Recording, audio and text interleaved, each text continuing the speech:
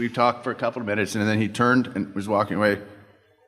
And I said, I mean, he's scared because he's doing Wolverine, first time portraying in a movie.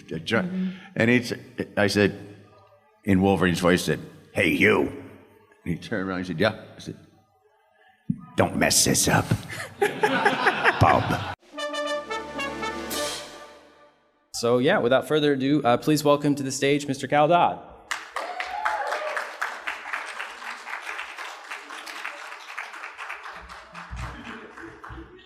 I just got that. You did. It's beautiful. Okay. Pretty soon I'm going to move this table in front of me. All right. Hi, folks. What's so funny, bub? All right. So I guess I'll kick this thing off with just a little bit of an intro here. I mean, I think most people know your work as Wolverine. Of course, you've done a lot of other stuff, but I think, Wolverine's kind of the thing that a lot of people think of. And you played the role in X-Men the Animated Series and a couple of the video games as well. Mm-hmm. And this year, we'll be hearing you reprise the role for X-Men 97, right? Right. Yeah. Could you talk... Hopefully sometime this year. Hopefully sometime this year. They do keep pushing that back. They're driving me crazy, as I've told anyone who's been to my table. It's like, when could we unzip our mouths, because we're on a non-disclosure, and all the fans come up, they just want to know, so who's coming back? And we're like, he can't tell you. So, finally... Hopefully, like March will be the premiere date or something. And so, I guess they'll be flying us to LA for something. Who knows? I'll believe it when it happens. We've already done 13 new episodes, so it's like, bitter patter. Get at her, bub. So, I mean, obviously with NDAs and everything, there's limited what you can talk about, but is there anything you can talk about, like how you got re-involved or how they reached out to you? What kind of spurred the show coming back? How I got involved? How you got involved coming back for the show? We had been doing a lot of Comic-Cons prior to COVID, maybe 2 years of doing that, and those 2 years were spent sort of, the fans were like, why aren't they rebooting the show? Like, and we said, well, why aren't you writing them? You write them. Tell them you want the show back, which they did, and the fans, it's because of the fans that this even happened. And finally, after, Disney said, okay, it's a go, we're going to do it.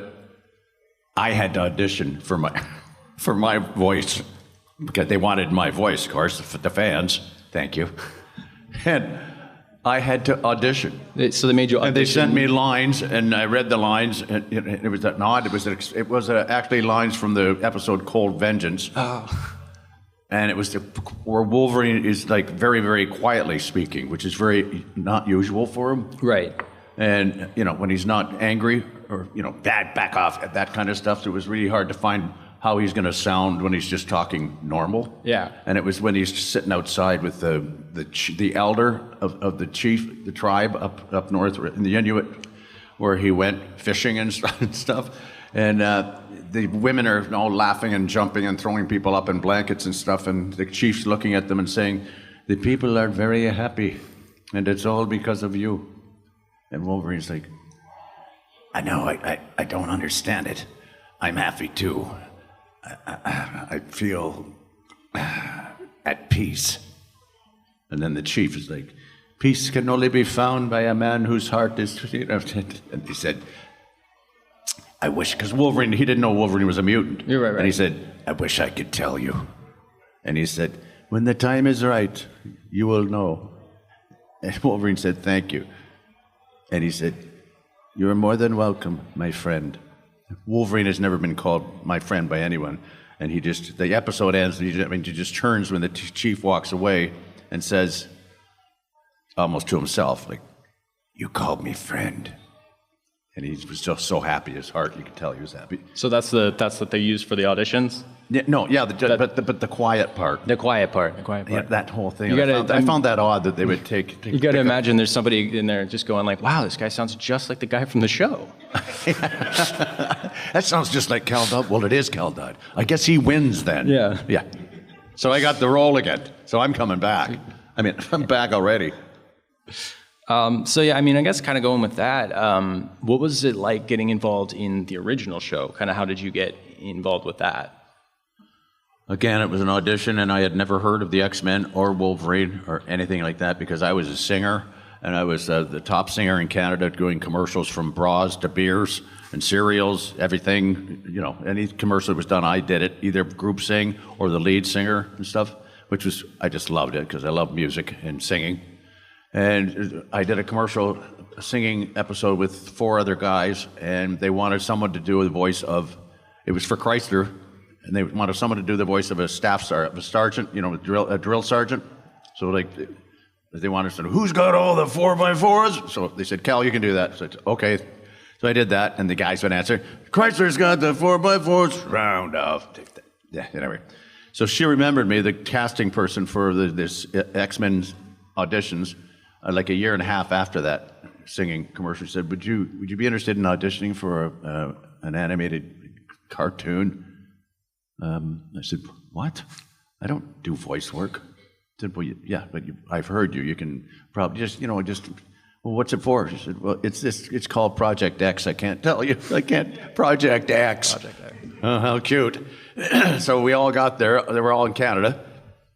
And all the guys from New York and LA are behind the glass, and I'm in the studio, and they gave me a picture of Wolverine. Yeah, just like that. And I said, oh, cute. They said, yeah, he's 5'3", tough as nails, and really faithful to his friends, and don't get in his way, and he's cranky. I said, perfect. I like him. So they gave me a line, and I said, who do you hear him sounding like? And they said, Clint Eastwood immediately.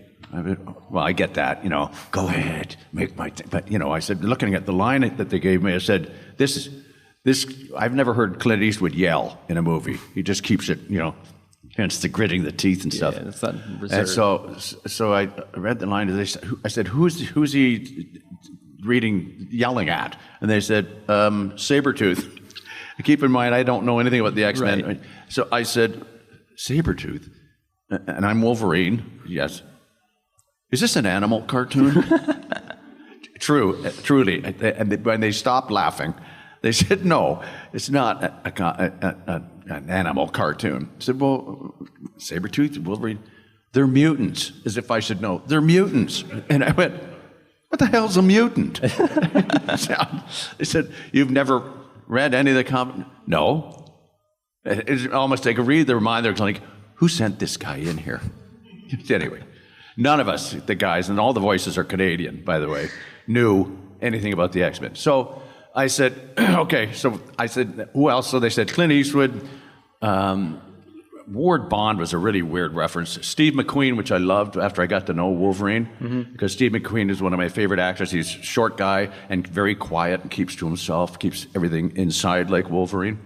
And so while I was sitting there, I kept thinking, what am I going to do? Because I have to yell this line. He's got to sound tough.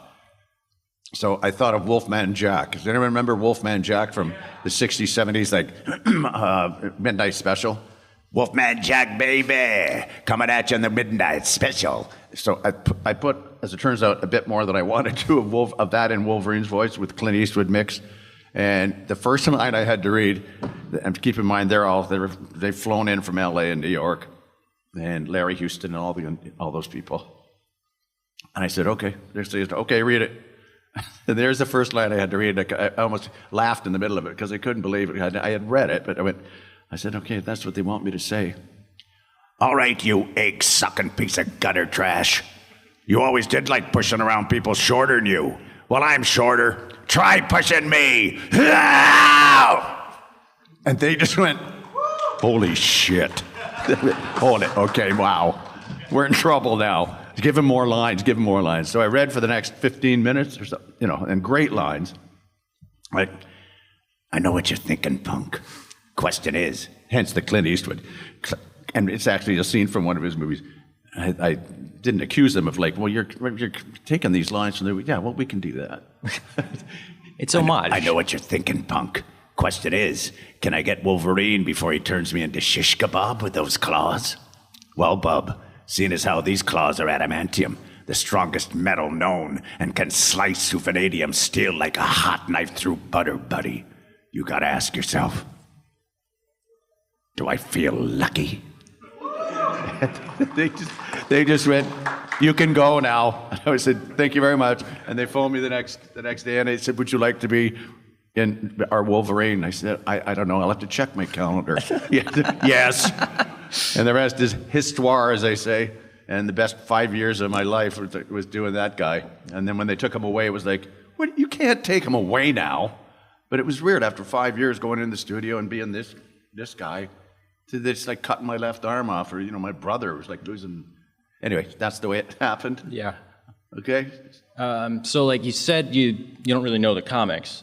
How did that influence, like, when you were working through the scripts and stuff? I mean, you deal with stuff like, oh, who's the saber-tooth guy? Did you find yourself kind of questioning the insanity of it to a degree while you were working through the scripts? No, I went and bought like a few comics, of X-Men stuff, the ones that they suggested that I get, and read it and stuff. And it was, it was mostly just what I felt about him and looking at him, though, and knowing that he was as tough as he was. Yeah. So once you got into it, it was and I grew up in a really tough town, fishing town in Port Dover on Lake Erie, across from Erie and Buffalo and that kind of stuff. But hockey, fishing, like fishermen. It was the largest freshwater land fishing, fish tugging fleet in the world, which is, I found the population 3,200 people. So it was just hockey, baseball, hockey, mainly hockey, and fighting. It was wonderful, scary. But I came by. I just knew his rationale, what he would be thinking, and hating bullies, getting into the character, especially hating bullies. Yeah. So you played him in X-Men the Animated Series. Pardon? You played him in X-Men the Animated Series, and then you also voiced him again for several of the video games. Yeah, Marvel vs. Capcom. I don't know the other ones. Yeah, I think it was X-Men vs. Street Fighter. There was another Marvel vs. Capcom, and I think there was a specific X-Men game. Yeah. Is it? Was there a different approach? Berserker Barrage. Yeah. Yeah. Was there a different approach to recording the lines for the games versus the show? Yeah. I didn't know what I was doing in the games. Yeah. Where's this going? So don't worry about it. If there's different ways they can go, it's up to them when they're playing the games. So they just like had you kind of come in and read a bunch of lines. Yeah, just sit there and say Berserker Barrage every now and then. Okay. Yeah. In addition to the games and the show, do you recall working on the X-Men Cartoon Maker PC game at all? Working on what? The X-Men Cartoon Maker PC game. It was a PC game where it was like coloring in stuff and you could like do animations and stuff. No. You don't recall that? No. You were like the narrator for the whole thing. Really? Yeah. Doesn't recall it. What was it called? X-Men Cartoon Maker. No. It was a PC game. You sure this isn't AI already? Someone's already... It was out in 96, so I don't think they had AI yet. No. Not to that level. No, don't remember. Very formative for me. They used your voice all over the place. I would sit and play it for hours. You'd tell people... I'm sorry, Ethan, I can't remember. See, that was the thing, actually, sorry. Huh? That's sorry. It would say it all the time. You'd go to do something in the game, if it wouldn't let you do it, it would be your voice going, sorry. Okay. I don't remember. They must have grabbed it while you were working on something else, Worked in with everything else. You also did Spider-Man the Animated Series, and from if the stories I've read are true, they flew you guys out? No, they didn't? No, we were in Toronto. We never met any of them, saw any of them. We did our lines in the same studio where we do X-Men, and so it's totally urban legend that they flew you guys out. Huh? There's totally an urban legend they flew you guys out to the Spider-Man. Yeah, for sure. Okay. Yeah, we know. We just did our lines and we could hear them. It's a phone patch or whatever. And that was that.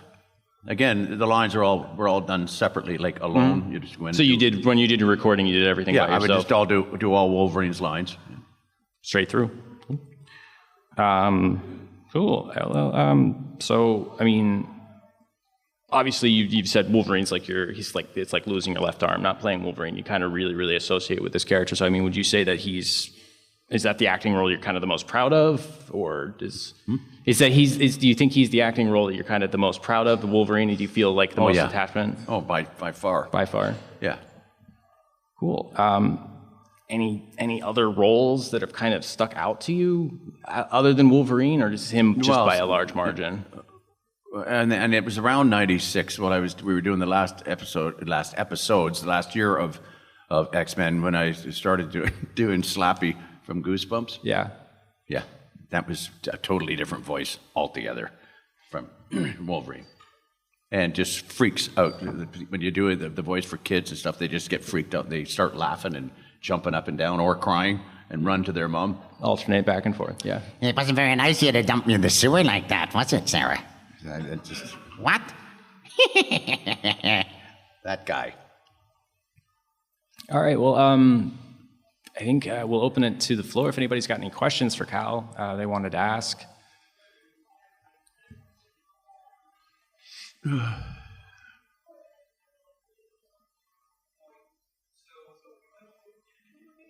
I can't hear it, no. Is there a switch on it? They're working on it in the back. 1 second. I was going to say, have you tried turning it off?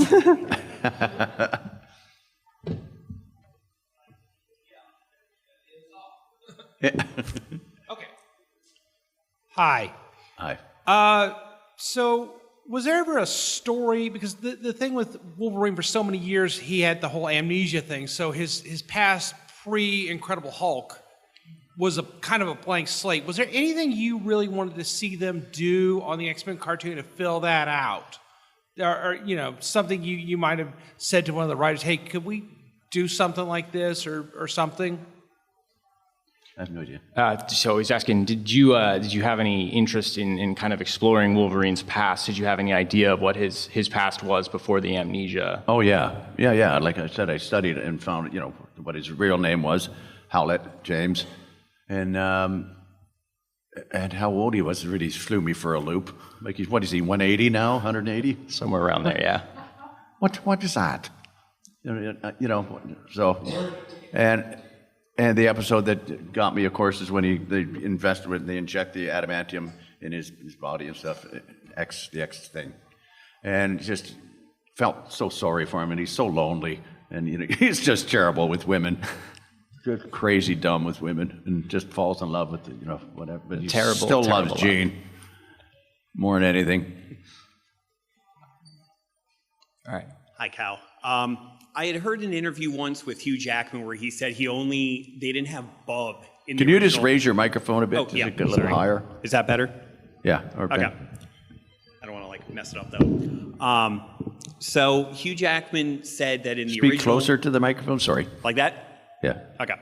Now I kind of feel like Wolverine. But Hugh Jackman in an interview said that they only said the word bub in the original X-Men movie script once, and that's because he improvised it. Believe it or not. So my question for you is, as you got to know Wolverine and Logan more, were you allowed to kind of improvise a little bit? Maybe, especially in the newer series, kind of like, okay, this is what Wolverine would say in this situation. As, obviously you're the one that gave him life, so do you have input on that? So I guess, did you feel like you kind of had input on some of his dialogue? Did you ever improvise with Wolverine's dialogue, kind of like adding the bub and that kind of stuff to it? Yeah, pretty well everything was written, but they did, because he's Canadian, he's the only Canadian X-Men, they would be naturally write, in for stuff.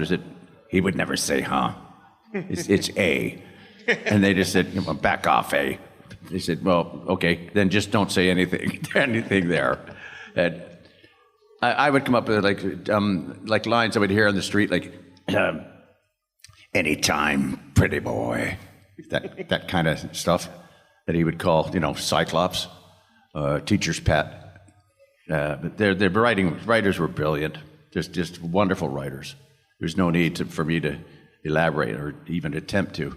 But just sort of little things, like little lines like that, like back off, pig, or whatever, Things you grew up in the little town with. Pretty boy. Here comes pretty boy. Yeah. And if you ever, because as I said, it was hockey and fighting, so you had to walk a certain way or you're in big trouble. And if you sang like I did from the age of like 3, and had a soprano voice, singing at funerals and weddings from the age of 6, with a beautiful, I was accepted into Vienna choir boys when I was 11. So that worked against me when you're trying to play hockey against them. It's like, you can't play hockey. You're a singer. You're like a wuss. Oh, really? Yeah. So I went and studied all kinds of self-defense and all that stuff, and came back to them and said, so they would knock on their doors. Well, yeah, after I went away for 3 years, come back and say, it's me. How you doing? Not bad. What? I said, yeah. Well, come on outside and find out what. Tough bully. Here, take. Your wuss is here to see you. It was nice. Revenge is sweet. Love it. Thank you. Yeah. Hi. When you resumed the role of Wolverine, did the other portrayals of him influence you, like the other animations and Hugh Jackman's portrayal live action? So I was asking if you other portrayals of Wolverine have influenced your return to the role in X-Men '97, like Hugh Jackman and Steve Blum's takes on. Oh God, no. The other way, no. When I met Wolverine, the 2 Wolverines were to meet. This is 2000 in Toronto, where they were shooting the very first X-Men movie, and Hugh's very first attempt at playing Wolverine. And he had been told, we want you to listen to the voice of Cal Dodd, our Wolverine, for the last 5 years, because that's the only reference that the kids have for Wolverine. It's the first voice that he's had. And so, fine. He was told to do that. So we meet at this cocktail party, wine and cheese, which I'm big on. And the guy said, excuse me, we would like the 2 Wolverines to meet. Hugh Jackman, it's Cal Dodd, Hugh Jackman. And our very first Wolverine live action. He said, nice to meet you, Hugh. And he said, it's a pleasure to meet you, mate, but I'm sick and tired of listening to your voice. I'm sick and tired of listening to your voice. I said, oh. He said, what do you mean? He said, well, they want me to listen to your voice, and so I have to, but I got a lot of acting to do in the whole thing as well. And he said it's kind of hard for me to do. He said it's a great voice. He said I'm working on it. He said, but I'm sick and tired of listening to it. I said, well, thank you. He went on talking, and so we talked for a couple of minutes, and then he turned and was walking away. And I said, he's scared because he's doing Wolverine, first time portraying in a movie. And I said, in Wolverine's voice, said, hey, Hugh. And he turned around and he said, yeah. I said, don't mess this up, Bob. Don't mess this up, Bob. And he just went, I'll go on with you. Then left. He's a great guy. And whenever he's not doing his singing and shows, the one-man shows or whatever, this with his singings and dances and stuff, all that thing, he takes a point, because they want to talk about Wolverine with him. And he takes a point of spending like 10 minutes talking about Wolverine, and he always ends it by saying, and hats off to the original Wolverine, responsible for my sore throat, Cal Dodd, which is so great. So he's a wonderful guy. So yeah, but I didn't, and watching the movies, he did a fantastic job. But when the first movie, because I was excited to see it, well, he comes out and he's like 6'2" or 3, whatever. Yeah. I said, he's 5'3", and you're not dressed properly. What are you doing? I watched about 5 minutes, then I can't watch this, and turned it off. But I eventually did watch them, and he's just great. But no, I got nothing out of that. Thanks. He's great. Thank you for your question. It's great, but he's a foot too tall.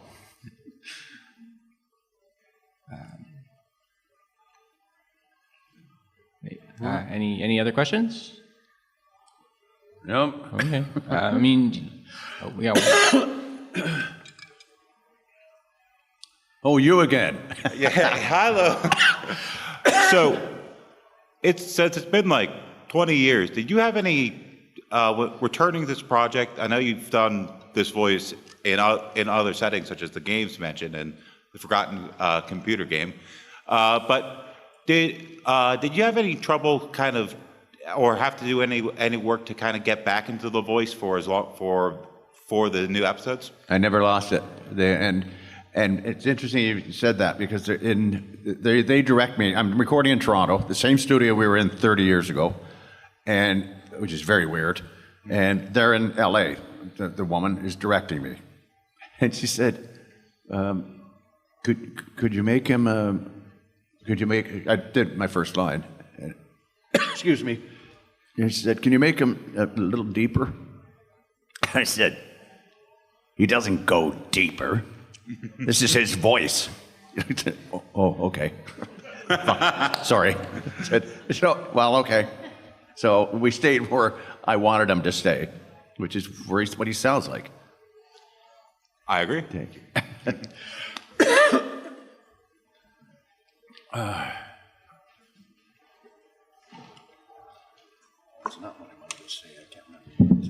Hello, Mr. Dodd. Thank you very much for joining us here today.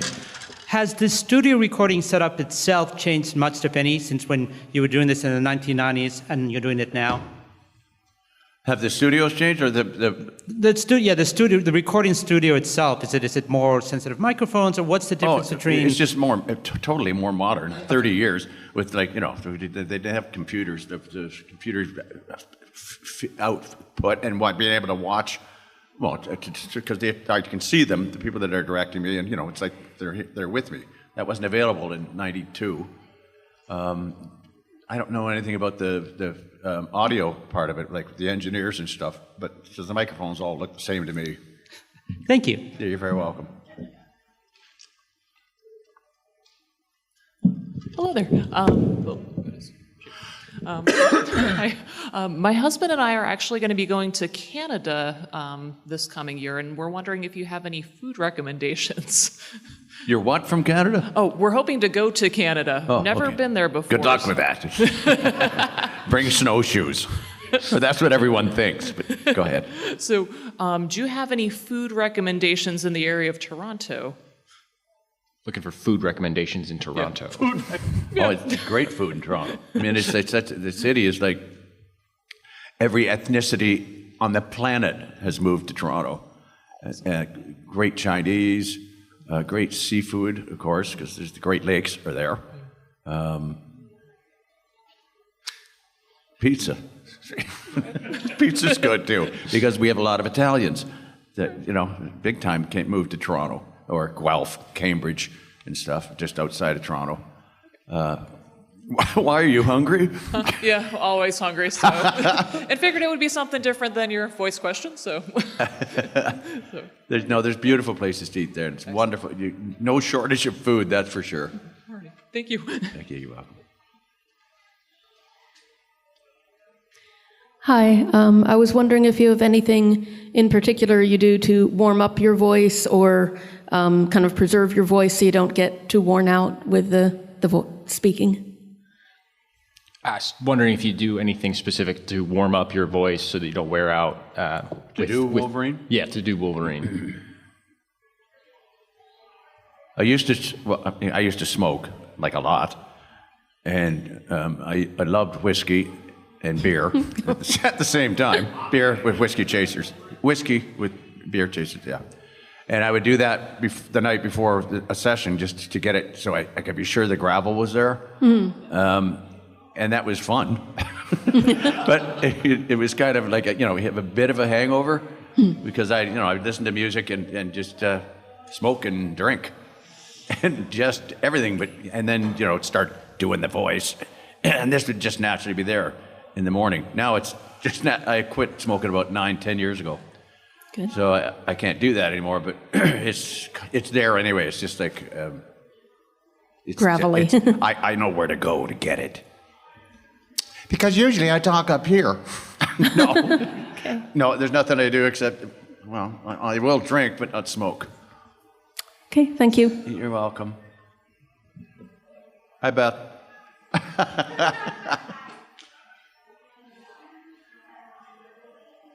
Can you tell us more about some of your other voice work that you've done with other video games and cartoons beyond Wolverine?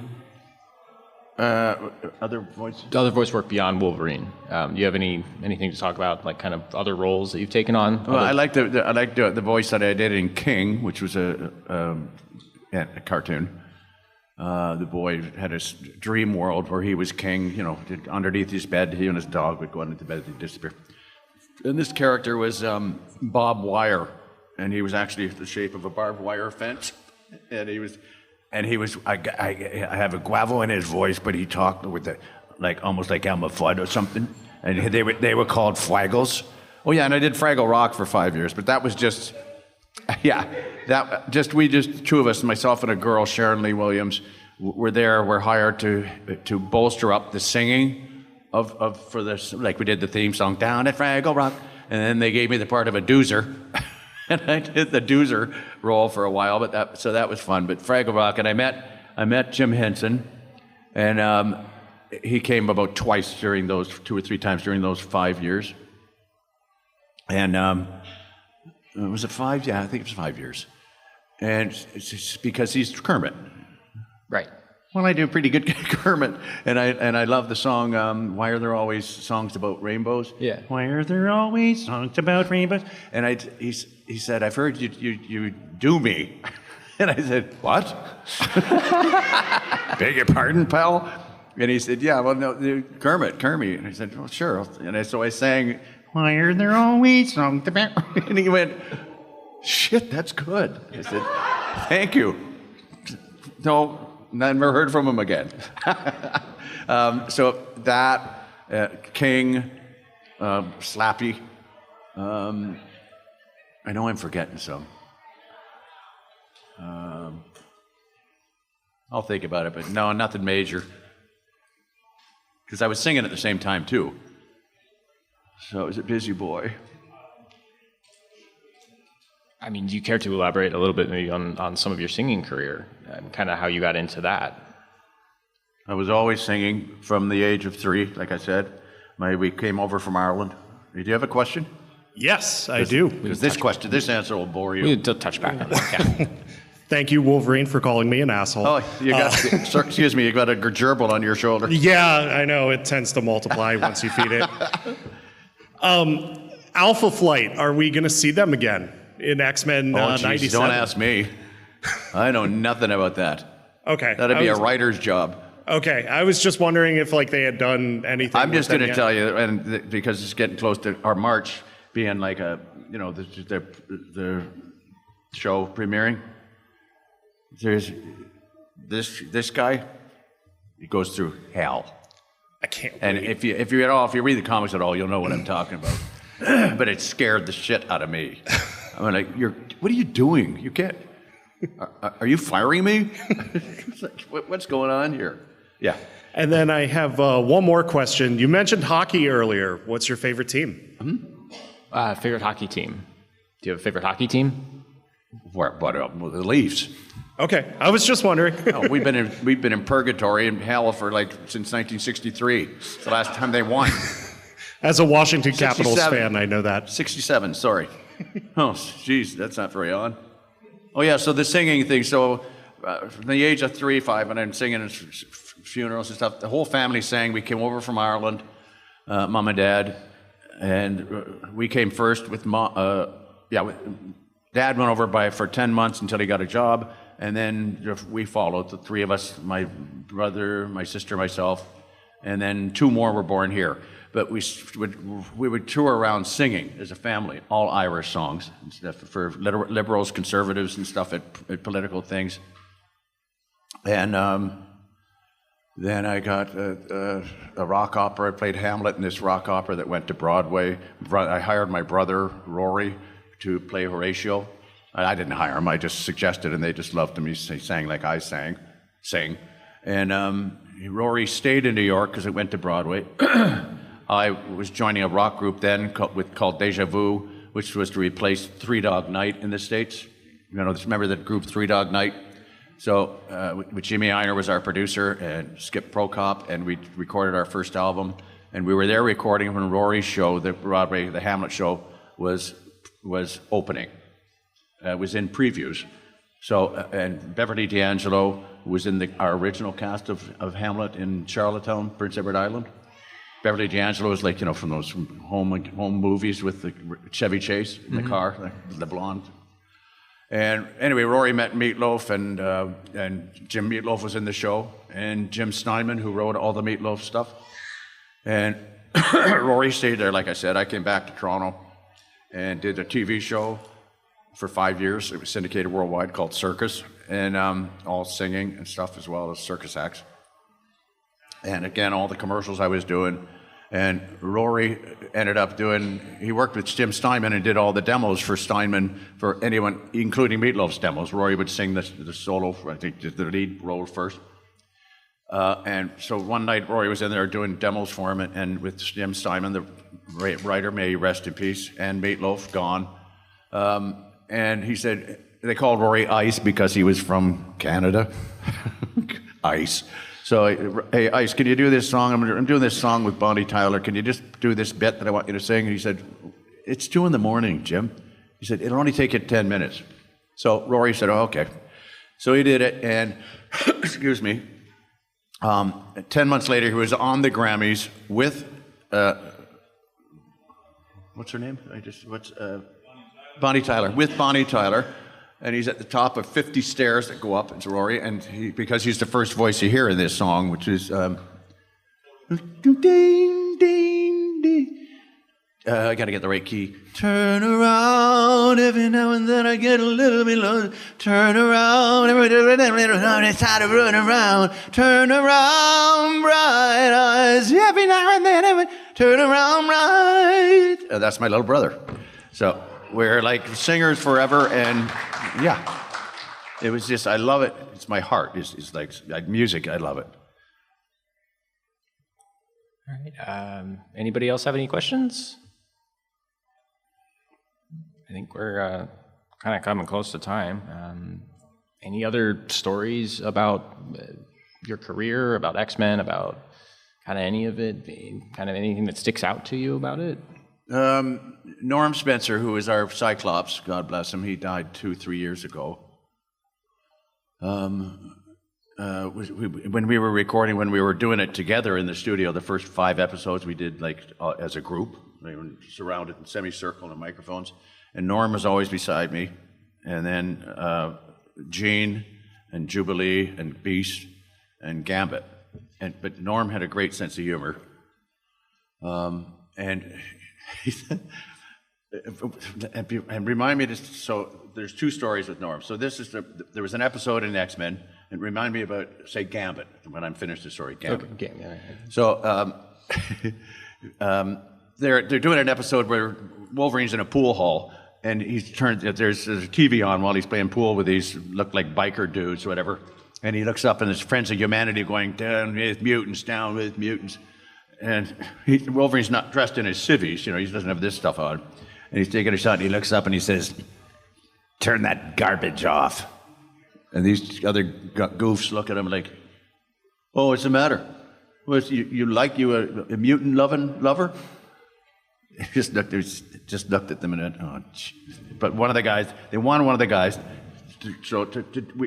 If you do another voice aside from your own voice, you get paid half again of what you're getting paid for your role, which is, incentive to do it. Right. So Norm puts his head up, and they wanted someone. Does anyone do Jack Nicholson? And Norm went, I can do it.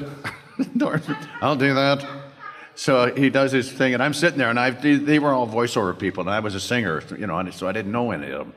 I didn't know how far I could go with them. So I'm looking at Norm, and he's listening to his Jack Nicholson. And I didn't like it, so and when he finished, he said, thank you, Norm. And I put my hand up, he said, Cal, and then Norm looks over at me, he said, yeah, I'd like to give it a whirl. And so I read my Jack Nicholson. Rory, I think we're gonna have to get drunk. Like, what's that? Why is that? To kill the bug that's up your ass. And they just went, Cal's got it. And Norm, and he barely knew me. Norm, this is the way we got on right after this. Norm just turned to me and said, oh, piss off. And he was just like that. And so Gambit is just doing his very first read of his very first time we're hearing him do his gambit. First time on the stage, Cal? and Norm, who always talked like, when he wasn't doing it himself, he would just always talk like Ted Knight. and I do a better Ted Knight than he does too, which really pissed him off. So he turns to, Gambit says his line like whatever it was, Cajun is only Canadian. Oh, that was that, yeah? Or whatever he did. And Norm turns to him and says, is that the way you're going to do it? And he's scared shitless for us to be in there. And he's like, just hoping they like his Cajun accent because he's, he's just one of us. Right. And Norm says, is that the way you're going to do it? And I couldn't stop laughing. He said, yes. Oh, God. He was something else, Norm. Anyway, we had a lot of fun and kibitzing back and forth. We had these jackets. You had two choices when you got these cast jackets: Wolverine yellow or X-Men blue. Right. The blue leather or yellow leather. So, but on the back, have you guys seen the back of this? Oh, come on, you have to. So all the production people are there, and of course His Majesty is in full, with the claws. That's Wolverine's on the back of, regardless of what color you got. Norm didn't know that, so he comes into the studio and he's just so proud of himself. I've got my jacket on, of course, and I know that he knows because he had to put it on, and he's proud of his X-Men blue. And I said, "Hey, psych." He said, "Yes." "Nice jacket. That's lovely X-Men blue you have there." He said, "Yeah, I like it." "Who's on the back of your jacket, Norm?" He just said, "I don't know, I didn't bother looking." I said, "Just a second, I'll show you who's on the back of your jacket. You're not the leader of this group, X-Men teacher's pet." They turned around and showed me and said, "Oh, piss off." So I stabbed him with my claw. He was a riot. He's great. Yes, dear. One last question, I guess. Do you go back to Ireland often? And if so, where do you like to go the most? Do you go back to Ireland? And if so, what do you like to visit the most? What do I like? What do you like to visit the most when you go back? I was born in Dublin, just outside of Dublin, so Dublin's beautiful. And I go there, and about all my relatives are in the west, in Galway. Mm-hmm. And Cork, which is Cork has the thickest accent I've ever heard in my life. It's like unbelievable. Yeah, anywhere. And my mom was from the north, so County Down. Oh, Down. Mm-hmm. Yeah, County Down. Castlewellan was the town where she lived and was brought up. And Dad was from Terranure, just outside north of Dublin. There's a lot of different Irish accents there. Oh, of course, totally different. North and south. Oh, yeah. Yeah. The north is up and down, and Yeah. yeah. Yeah, I teach Irish. But so my real name, yeah. my real name is Cahill. Cahill, yeah. Cahill. Yeah. But in Cork it's pronounced Cahill. Cahill, yeah. Like Yeah, I teach Irish language. That's why I was do you? interested in that question. Yeah. Oh, wow. So Gurumila Market, Cahill. Sláinte. All right. Well, I think that'll wrap us up. So thank you for your questions, guys, and thank you for answering questions, guys. Come to the table and we'll continue this conversation. Thank you so much, folks. I love you to death. I go where I want to go, and I watch what I want to watch, which is Fandom Spotlight. You should watch more. Have fun and follow your fandom, bub.